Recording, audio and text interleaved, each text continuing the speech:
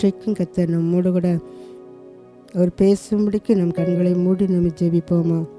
யாக்கோபென்னும் சிறு பூச்சியே, நீ ஒன்றுக்கும் கலங்கி விடாதே. இஸ்ரவேலின் சிறு கூட்டமே, நீ எதற்கும் பயந்து விடாதே. உன்னை உண்டாக்கினவர், உன்னை சிருஷ்டித்தவர் உன் முன்னே நடந்து செல்கிறார். தீங்கு உன்னை ஒன்றும் செய்யாதே, தீங்கு உன்னை ஒன்றும் செய்யாதே. அன்பின் ஆண்டவரே, இந்த வேளையிலும் கூட எங்களோடு பேசுங்கப்பா. உம்முடைய வார்த்தையானது ஐயா அதை கேட்குற பிள்ளைகளுடைய சரீரங்களையும் உள்ளான மனுஷனையும் உயிர்ப்பிக்கட்டும். தடையாக இருக்கிற பொல்லாத ஆவிகளை இயேசுவே நாமத்தினாலே சபிக்கிறேன். உங்களே எங்களுக்கு வெளிப்படுத்துங்க. வார்த்தையின் மூலமாக எங்கள் பிள்ளைடைய வாழ்க்கையில் எத்தனை போராட்டங்கள், கண்ணீரோடு கவலையோடு இது கேட்டுக்கொண்டு இருந்தாலும் அற்புதங்கள் நடக்கட்டும். நீங்கள் உலாவுங்க, அசைவாடுங்க. இயேசுவே நாமத்தில் ஜெபிக்கின்றேன் நல்ல பிதாவே, ஆமேன். உன்னை துரத்தினவர்கள் இனி இல்லை என்கிற தலைப்பில் கர்த்தர் இன்று நம்மோடு பேசுவார். எடுத்து வாசிப்போமா. ஏசாயா தீர்க்கதரிசி எழுதுகிற புத்தகம் 41ஆம் அதிகாரம் 13ஆம் வசனம். உன்னோட போராடினவர்களை தேடியும் காணாதிருப்பாய். உன்னோட யுத்தம் பண்ணின மனுஷர் ஒன்றுமில்லாமல் இல்பொருள் ஆவார்கள். இல்பொருள் ஆவார்கள் என்கிறதுக்கு அர்த்தம்னா அவங்க இல்லை, இனி இல்லை, ஒன்றுமில்லாமல் இல்லாமல் போவார்கள் என்பதாக இதனுடைய ஒரு அர்த்தம். இந்த 41:8 பார்க்கும்போது இது யாரை குறித்து யார்கிட்ட ஆண்டவர் பேசுகிறாரு? இது ஒரு தீர்க்க தரிசன வார்த்தை. என் தாசனாகிய இஸ்ரவேலே, நான் தெரிந்து கொண்ட யாக்கோபே, என் சிநேகிதனான ஆபிரகாமின் சந்ததியே, யாக்கோபு என்னும் சிறு பூச்சியை இப்படி சொல்லி அவருடைய சொந்த ஜனமான இஸ்ரவேல் ஜனங்களை பார்த்து தான் ஆண்டவர் நினைச்சாராம். நான் இன்றைக்கு சொல்கிற வார்த்தை, உன்னோடு போராடினவர்களை நீ தேடியும் காணாதிருப்பாய். உன்னோட யுத்தமடைன மனுஷர் ஒன்றுமில்லாமல் இல்பொருள் ஆவார்கள் என்று சொல்லி நம்ம இந்த பகுதியிலே பார்க்குறோம். அன்றைக்கு யாக்கோவை பார்த்து சொன்னார், இன்றைக்கு நாமும் கூட ஆபிரகாமின் சந்ததி தான், அவருடைய சொந்த பிள்ளைகளாகிய இஸ்ரவேல் ஜனங்கள் தான் நாமும். அப்போ இதே வார்த்தை கர்த்தர் இன்றைக்கு உங்களையும் என்னையும் பார்த்து தான் சொல்கிறாரு. யாக்கோபெனும் சிறு பூச்சியே, இஸ்ரவேலின் சிறு கூட்டமே, நீ என்ன செய்யாத, நீ பயப்படாத. நான் உனக்கு துணை நிற்கிறேன். நான் உனக்கு துணையாக நிற்கும்போது நீ பயப்பட அவசியமே இல்லை. பயப்படாத, நான் உனக்கு துணை நிற்கிறேன் அப்படி சொல்லி பல முறை அவர் நமக்கு எழுச்சிருக்கிறாராம். தீர்க்க தரிசனமாக நமக்கு எழுதி வச்சிருக்கிறாரு பாருங்க.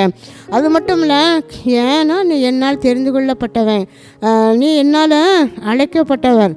அதனால் தொடர்ந்து உன்னோடு போராடினர்களை இனி நீ தேடி பார்த்தாலும் நீங்கள் என்ன செய்ய மாட்டான், நீ காணவே மாட்டான்.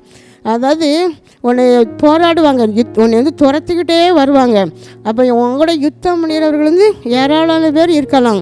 ஆனால் இன்றைக்கு கர்த்தர் உங்களை பார்த்துன்னு சொன்னார், இது வரைக்கும் தொடர்ந்து வந்த எதிரியை நீ என்ன செய்ய மாட்டான், இனி நீ பார்க்கவே மாட்டான். இது ஒரு தீர்க்க தரிசனமான வார்த்தை. அதை நம்ம என்ன சொன்னோம், விசுவாசத்தோடு கூட. நீங்கள் எதுக்கு பயந்து கொண்டு இருந்தீங்களோ, அல்லது யாரோ ஒருத்தர் உங்களை தொடர்ந்து உங்களோடு கூட உங்களை துரத்து கொண்டே வந்திருக்கலாம், உங்களை போராடிக்கிட்டே இருக்கலாம், உங்கள் மேலே எரிச்சலாக இருந்திருக்கலாம். உங்களை பார்த்தாலே அவங்களுக்கு சிலர் சொல்லுவாங்க, அவங்கள பார்த்தாலே எனக்கு பிடிக்கவே மாட்டாங்க. அப்படிப்பட்ட வரிசையில் நீங்கள் உங்களை அங்கே வச்சுருக்கலாம். எப்படி இருந்தாலும் உங்களை அழைத்தவர் சொல்கிறாரு, நான் நீங்கள் நினச்சாதுங்க பயப்படாதுங்க. இனி நீ இது வரைக்கும் அவங்க தொடர்ந்து உங்களை வேதனைப்படுத்தினாங்க. ஆனால் இனி அவங்க என்ன செய்ய முடியாது, உன்னைய வேதனைப்படுத்தவே முடியாது. ஏன்னா நான் அபிஷேகத்தை கர்த்தர் உன் கூட தான் நான் உனக்கு என்னச்சுதேன் இருக்கேன். உனக்கு விரோதமாக எழும்புகிற ஆயுதங்கள் அது வாய்க்காதே போகும் அப்படின்னு ஆண்டவர் உங்களை பார்த்து இன்றைக்கி அவர் சொல்கிறாரு பாருங்க. இந்த கல்லின் மேல் மோதுகிறவன் நொறுங்கி போவான்.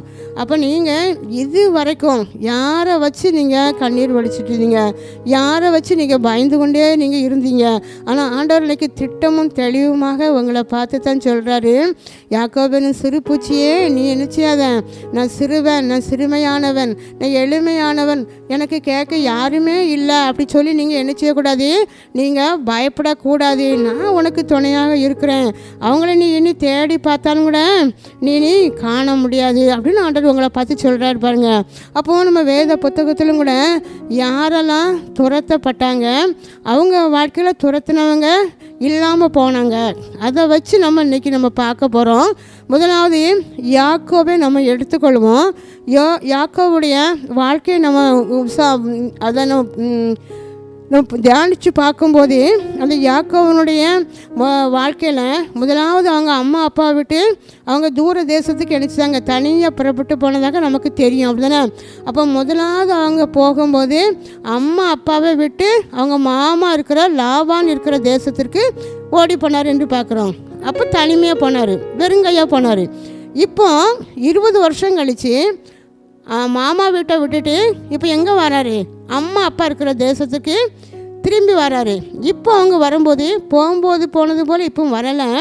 இப்போ நிறைய அவங்க மனைவி, அப்புறம் ஆடு மாடுகள், நல்ல மிருக ஜீவன்கள், அவங்க சம்பாதித்த ஆண்டவர் ஆசீர்வதித்த அநேக ஆசீர்வாதங்களோடு கூட வேலைக்காரிகள் எல்லோரும் சேர்ந்து திரும்ப ஒரு கூட்டமாக நினச்சாங்க திரும்பி வராங்க.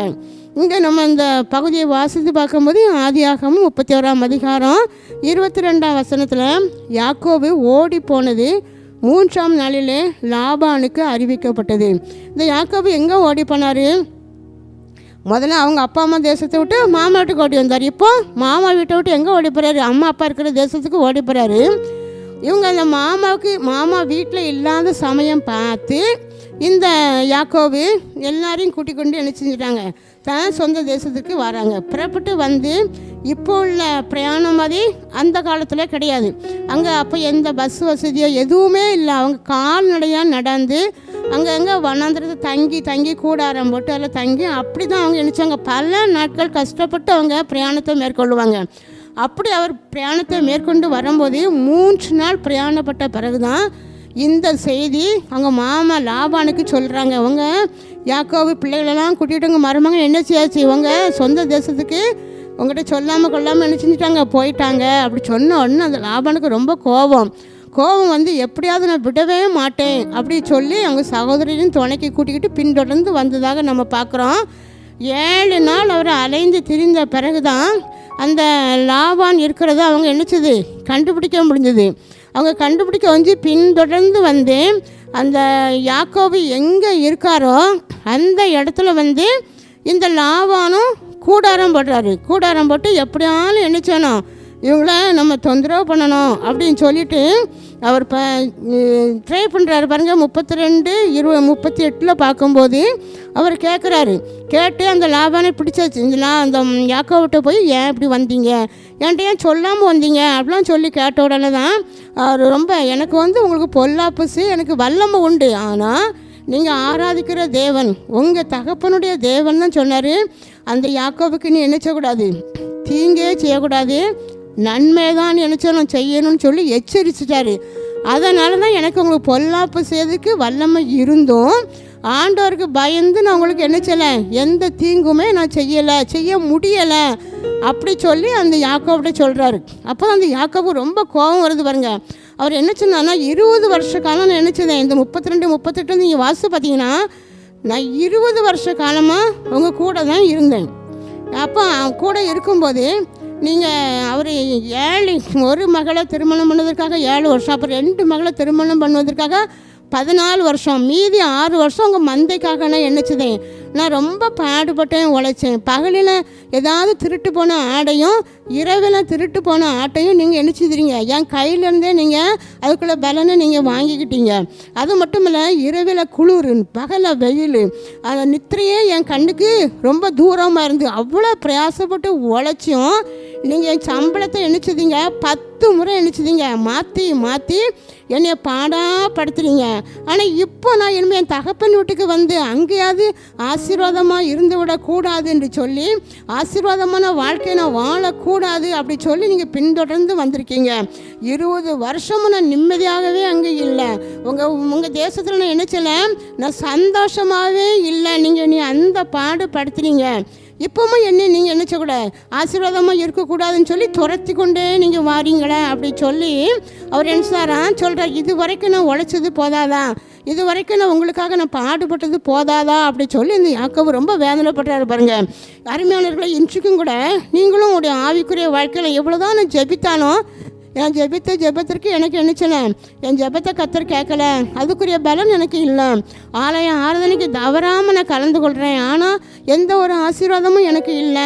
நான் ஊழியத்தை செய்கிறேன், எந்த ஒரு பலனையும் நான் பார்க்கலையே.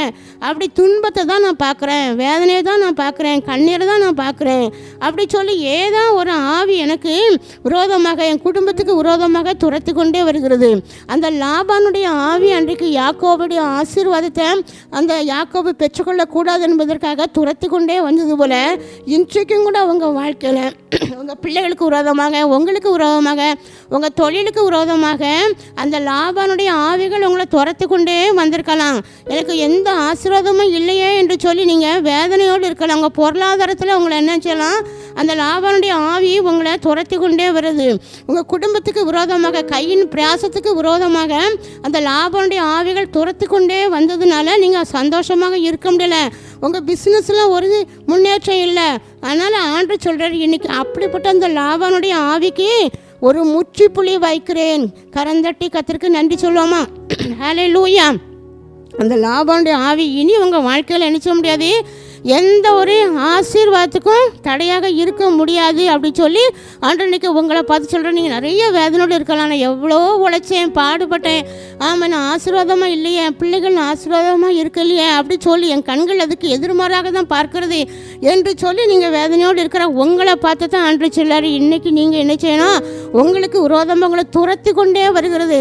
அந்த ஆவி உங்களை துரத்தி கொண்டே வருகிறதுனால நீங்கள் இப்படி பாடாப்பட்டு நீங்கள் நினச்சிதீங்க, கண்ணீர் வடிக்கிங்க. அந்த ஆவிக்கு நான் இன்றைக்கு இந்த இரவு வேளையில் இந்த வார்த்தையை கேட்டுக்கொண்டிருக்கிற உங்கள் வாழ்க்கையில் ஒரு முற்றுப்புள்ளி வைத்து விட்டேன் என்பதை கர்த்தர் சொல்கிறார். ஹல்லேலூயா. அதே போல் ஆவிக்குரிய வகையிலும் கூட நீங்கள் அடுத்த மற்றவங்களை நம்பியே நம்ம இருக்கக்கூடாது. ஏன்னா எனக்கு அவங்க ஜெபிப்பாங்க, இவங்க ஜெபிப்பாங்க, அங்கே ஒரு லெட்டர் எழுதி போட்டு அவங்க எனக்கு ஜெபிச்சுக்கிடுவாங்கன்னு சொல்லி நீங்கள் இருக்கக்கூடாது. பாருங்கள், நீங்கள் உங்களுக்காக என்ன சொல்லணும், ஆண்டவரே என் வாழ்க்கையில் இப்படிப்பட்ட பிரச்சனை போராட்டம் எதுக்கு நீங்கள் விடுதலை எனக்கு தாங்க.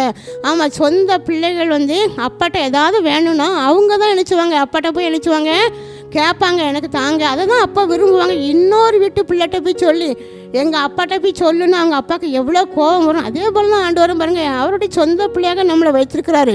ரத்தத்தினால கழுவி தூரத்துலேருந்து அடிமையாக இருந்து நம்மளை இன்றைக்கி ரத்தத்தினால நம்மளை என்ன செஞ்சுட்டாராம், சொந்த பிள்ளையாக மாற்றி வைத்திருக்கும் போது உங்களுடைய தேவைகளை நீங்கள் தான் சொல்லணும். அவர் என்ன சொல்கிறார், மனமுகந்து என் பிள்ளை என்கிட்ட கேட்டுட்டானே, என் பிள்ளை என்னை கேட்டுட்டாங்களே என்று சொல்லி உங்களுக்கு உடனே அவர் என்ன சொல்கிறான், நான் பதிலளிப்பேன் என்று கர்த்தர் வாக்கு எடுக்கிறார். ஹல்லேலூயா. அப்போ இது வரைக்கும் துரத்து வந்த ஆவிகள் உங்களை என்ன செய்ய முடியாது, துரத்த முடியாது. இனி நீங்கள் ஒரு ஆசீர்வாதத்தை கண்களால் பார்ப்பீங்கன்னு கர்த்தர் சொல்கிறாரு. அடுத்தால பாருங்கள், இப்போது இந்த ஆசீர்வாதத்துக்கு தடையாக லாபான் ஆவி வந்தது. இங்கே இப்போ ஆராதனைக்கு விரோதமாக இஸ்ரவேல் ஜனங்களை நம்ம யாத்திராகம் 8ஆம் அதிகாரம் 1ஆம் வசனத்தில் நீங்கள் வாசித்து பார்த்தோம் அப்படின்னு சொன்னால், அந்த மோசே என் ஜனங்களை ஆராதிக்க விடு அப்படி சொல்லும்போதே அந்த பார்வோன் என்ன சொன்னார், நான் ஆராதிக்க விட மாட்டேன், நீங்கள் போக விடுன்னா நான் நினச்ச மாட்டேன், விடமாட்டேன்னு சொல்லி அந்த பார்வோன் நினச்சிதாரான். ஆராதனை பண்ணுவதற்காக அவர் என்ன செய்யலை, விடவே மாட்டேன்னு சொல்லிட்டார் பாருங்க. அப்போ இன்றைக்கும் கூட நம்ம ஆவிக்குரிய வாழ்க்கையில் அநேகர் நம்மளை ஏதோ ஒரு கோணத்தில் ஒரு ஆவி நம்மளை துரத்து கொண்டே வருகிறது. அந்த ஆவி தான் இன்றைக்கி பாருங்கள், ஆலயத்துக்கு போக விடாது. ஞாயிற்றுக்கிழமை தான் நமக்கு ஏதாவது முக்கியமான வேலை வரும், ஏதாவது ஒரு முக்கியமாக உறவினர் வீட்டில் அங்கே ஏதாவது என்ன செய்யும், ஒரு நிகழ்ச்சி, ஒரு வைபவம் நடக்கும் பாருங்க. அப்போ நமக்கு பத்திரிக்கை தருவாங்க, நீங்கள் வாங்க அப்படி சொல்லி நினச்சிருவாங்க. ஞாயிற்றுக்கிழமை பார்க்காம நினச்சிடுறது, ஓடிடுறது. ஆனால் அப்படி ஆலயத்தை நம்ம என்ன செய்யணும், போக விடக்கூடாது என்பதாக இந்த பார்வோனின் ஆவி. இது என்ன ஆவினா, நம்ம ஆராதிக்க விடக்கூடாது, இப்படி ஜெபிக்க விடக்கூடாது, இப்படி பல மணி நேரம் நான் ஆண்டவருக்குள்ளாக உறவாடி கொண்டு இருப்பேன்.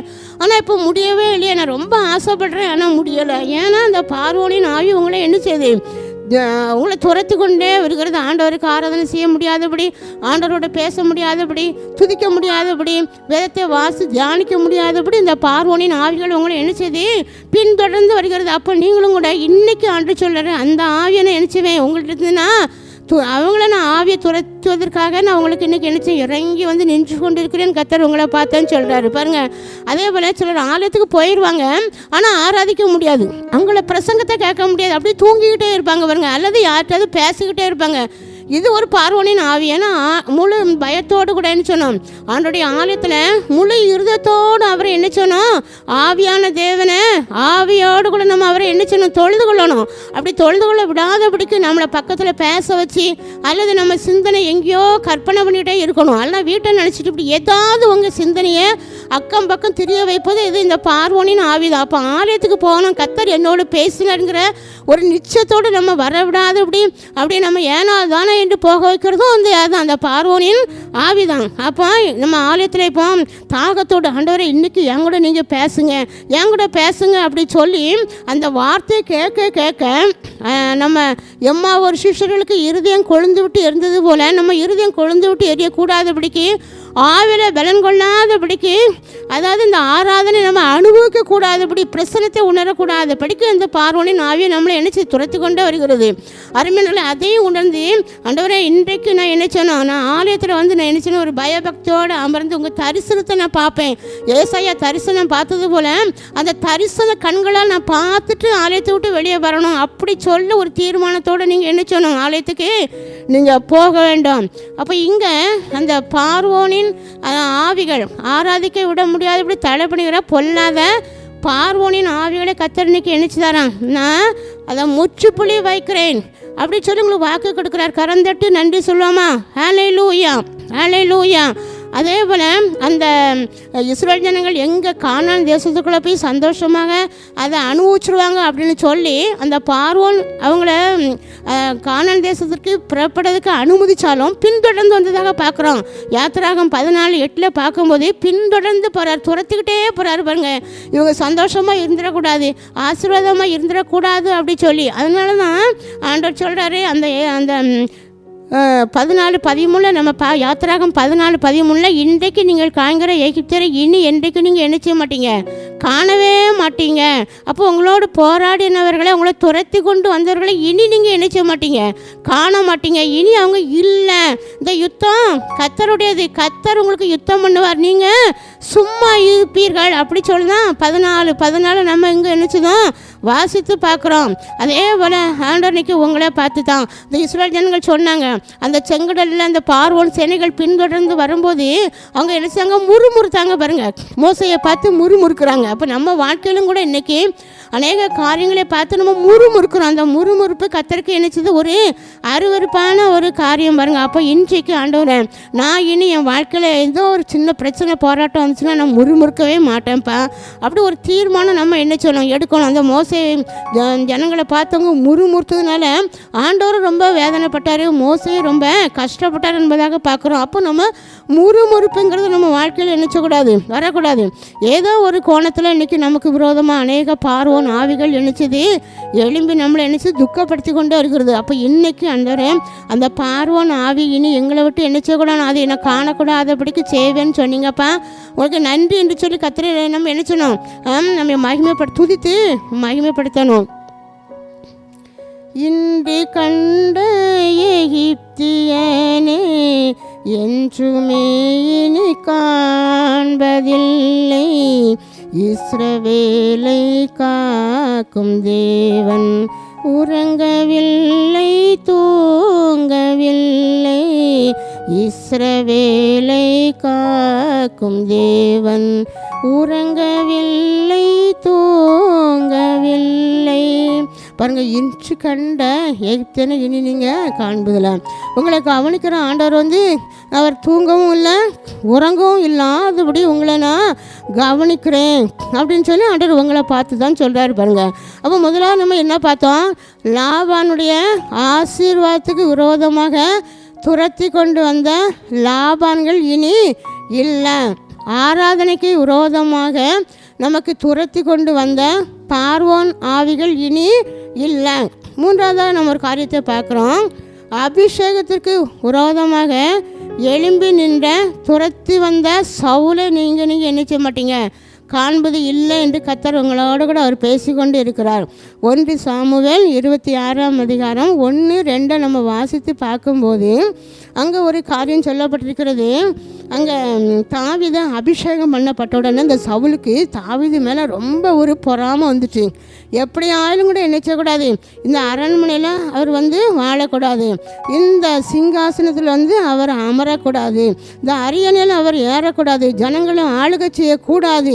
இதற்கு எப்படியாலும் அவர் உயிரோடு இருந்தால் தானே அவர் ராஜா வர முடியும். அவரை நம்ம கொலை செய்துட்டோம்னா அவர் என்ன செய்ய முடியாது, இந்த ஆண்டவர் அபிஷேகித்தாலும் அவர் ராஜாவாக இருக்க முடியாது அப்படின்னு சொல்லி 3000 பேர் அவரை ஒரு மனுஷனை கொலை பண்ணுவதற்கு எத்தனை பேரை திரட்டிட்டு போயிருக்கார் ராஜா. 3000 பேரை கூட்டிகிட்டு போய் அவரை எப்படியாலும் நினச்சணும் கொலை பண்ணணும் அப்படி சொல்லி துரத்தி போகிறாங்க. இந்த தாவீது என்ன பண்ணுறான்னா ஒரு மலைகளில் காடுகளில் குகைகளில் தான் அவர் நினச்சாராம் ஒளிஞ்சிருக்காரு.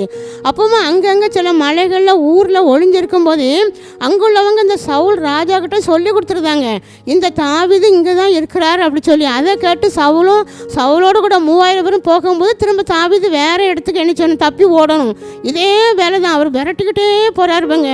அவர் சீப்பு வனாந்திரத்துக்கு புறப்பட்டு போனார், கேள்விப்பட்டு இங்கே இருக்கிறார் அப்படி சொல்லி. அப்போ நிம்மதியாகவே அந்த தாவீதால ஒரு இடத்துல இருக்க முடியாத ஒரு சூழ்நிலை பாருங்க.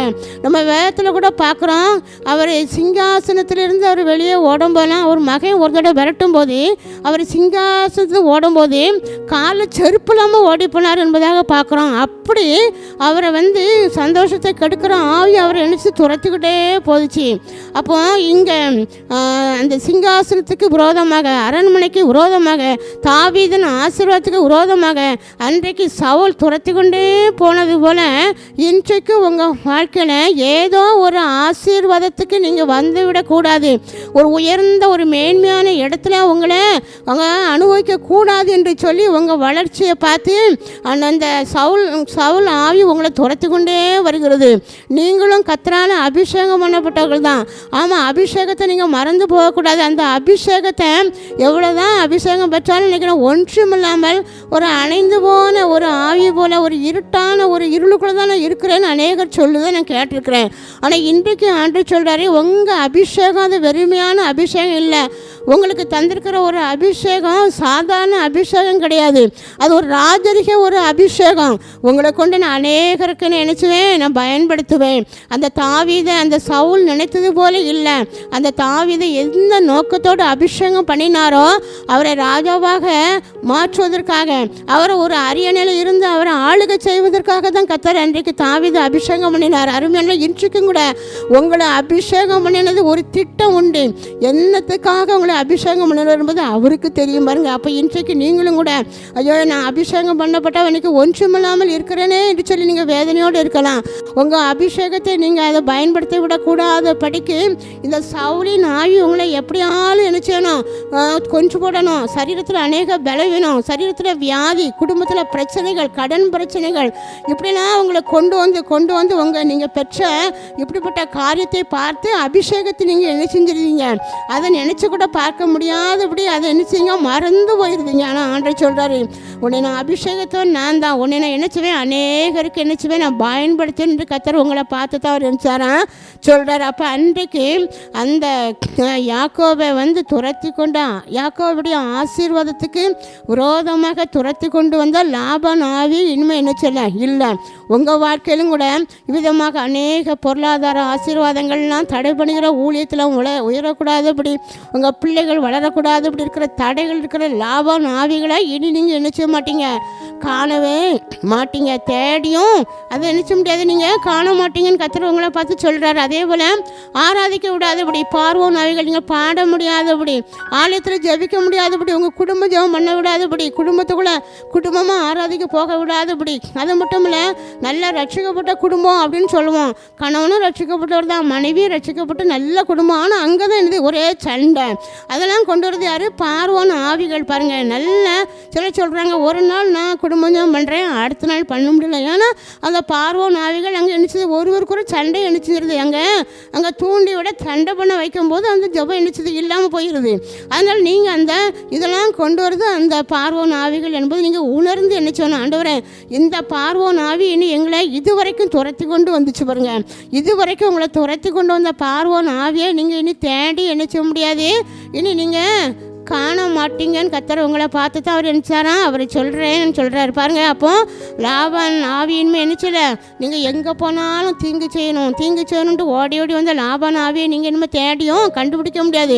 ஆனால் ஆண்டவர் சொன்னார், உங்களுக்கு தெரியாட்டாலும் கூட ஆண்டவர் எச்சரிக்கார், என் பிள்ளைக்கு நீ நன்மை தான் செய்யணும், அந்த தீமையை பேசவே கூடாதுன்னு சொல்லி அந்த லாபான்ட்டு எச்சரிக்கார் பாருங்க. அப்போ பேசவே கூடாதுன்னா தீமை என்ன செய்யக்கூடாது, செய்யவே கூடாது அப்படி சொல்லி. அப்போ நீங்களும் கூட இன்றைக்கி எத்தனையான தீமைகளை பார்த்து நீங்கள் பயந்து கொண்டிருக்கலாம். எங்களுக்கு எதிராக எழும்புறாங்களேன்னு சொல்லி நீங்கள், எனக்கு போட்டிக்கு எழும்புறாங்களேன்னு சொல்லி நீங்கள் நினைக்கலாம், அவங்க தொழிலெல்லாம் அப்படி நினைக்கலாம். ஆனால் ஆண்டவர் சொல்கிறார், உங்கள் ஆசீர்வாதத்தை இது வரைக்கும் கூட துரத்தி கொண்டு வந்து பிடிங்கின அந்த லாபான் ஆவி இனி உங்கள் வாழ்க்கையில் நினைச்சல, அது இல்லவே இல்லை என்று சொல்லி கர்த்தர் உங்களை நினைச்சாராம், அவர் வாக்கு கொடுக்குறேன். ஹல்லேலூயா. ஒரு முற்றுப்புள்ளி வைக்கிறேன் என்பதாக கர்த்தர் சொல்கிறார் பாருங்க. அப்போ உங்கள் ஆராதனைக்கு விரோதமாக, அப்போ உங்கள் ஆராதனைக்கு இனிமேல் நல்ல ஒரு திறந்த வாசல் தான்.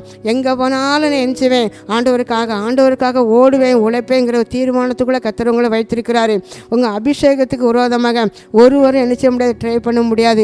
அபிஷேகத்தை நினைச்சுவேன், நான் காத்துக்கொள்வேன். ஆண்டவரே அபிஷேகம் எனக்கு தந்த அபிஷேகம் வெளியேறப்பட்ட ஒரு பொக்கிஷம் என்பதை நீங்கள் மறந்து போகக்கூடாது. அப்போ இன்றைக்கு கர்த்தர் உங்களோட கூட அவர் பேசினார் அல்லவா. அப்போது அந்த லாபான் ஆவி இனி நினைச்சேன்னா இல்லை, பார்வோன் ஆவி இனி இல்லை, அதே போல் அந்த சவுலின் ஆவி நினைச்சேன்னா இனி இல்லை, அபிஷேகத்துக்கு விரோதமாக வந்த சவுலின் ஆவியும் கூட இனிமே இல்லை. அப்படி கர்த்தர் உங்களை பார்த்து சொல்கிறார். நீ இப்படிப்பட்ட ஆவிகளுக்கு கர்த்தர் ஒரு முற்றுப்புள்ளி வைத்ததுனால நீ கரந்தட்டி ஆண்டவருக்கு நன்றி சொல்வோமா. எல்லாரும் கண்களை மூடி நம்ம ஜெபிப்போம். அன்பின் ஆண்டவரே, எங்களோடு கூட நீங்கள் பேசுனீங்கப்பா, அதற்காக உங்களுக்கு நன்றி செலுத்துகிறோம். ஆண்டவரே, எங்களை துரத்தி வந்த எங்களுடைய வாழ்க்கையில் எந்த ஒரு ஆசீர்வாதமும் கூட இல்லையே, எந்த ஒரு காரியத்திலும் கூட நாங்கள் எதிர்பார்க்குற ஒரு ஆசீர்வாதத்தை நாங்கள் சுதந்திரிக்க முடியலை அப்படின்னு சொல்லி ஆண்டவரே, அவங்களாம் எப்படி ஆசீர்வாதமாக இருக்காங்க, இவங்க எப்படி ஆசீர்வாதமாக இருக்காங்க, ஆனால் எனக்கு மட்டும் இது இல்லையே என்று சொல்லி நீங்கள் அநேக நேரத்தில் நீங்கள் கலங்கி கண்ணீர் வடிக்கிங்க.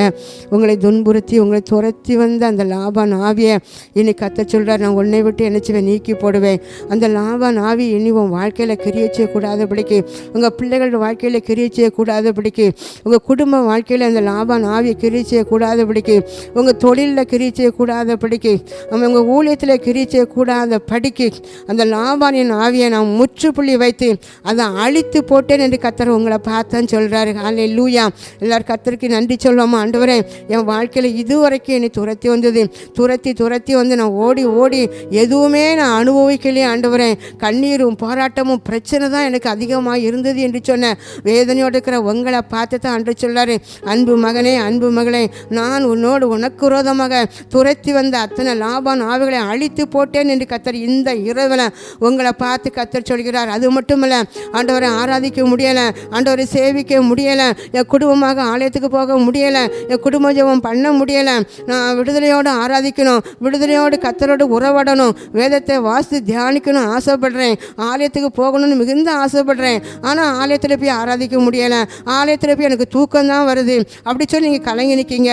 உங்களை பின்தொடர்ந்து வந்த ஆராதனைக்கு விரோதமாக செயல்பட்ட பார்வோன் ஆவியை நான் அழித்து போடுகிறேன் என்று கர்த்தர் சொல்கிறார். அது மட்டுமல்ல, சவுலின் ஆவியை உங்கள் அபிஷேகத்துக்கு உங்களை அபிஷேகத்தை கர்த்தர் உங்களுக்கு விரோதமாக போராடின சவுலின் ஆவியை நான் அழித்து போடுகிறேன் என்று கர்த்தர் வாக்கு கொடுத்ததற்காக நன்றி சொல்லுவோமா. அன்பின் ஆண்டவரே, எங்களுக்கு விரோதமாக எங்கள் பிள்ளைகளுக்கு விரோதமாக அத்தனை ஆவிகளையும் நீ தேடி நீ காணாது இருப்பா என்று சொன்னீங்கப்பா. அதுக்காக நன்றி ஆண்டவரே.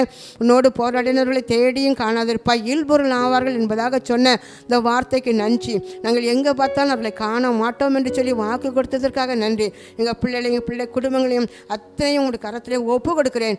ஆசீர்வதிங்க, வழி நடத்துங்க. இயேசுவே நாமத்தில் ஜெபிக்கின்ற நல்ல பிதாவே, ஆமேன். God bless you.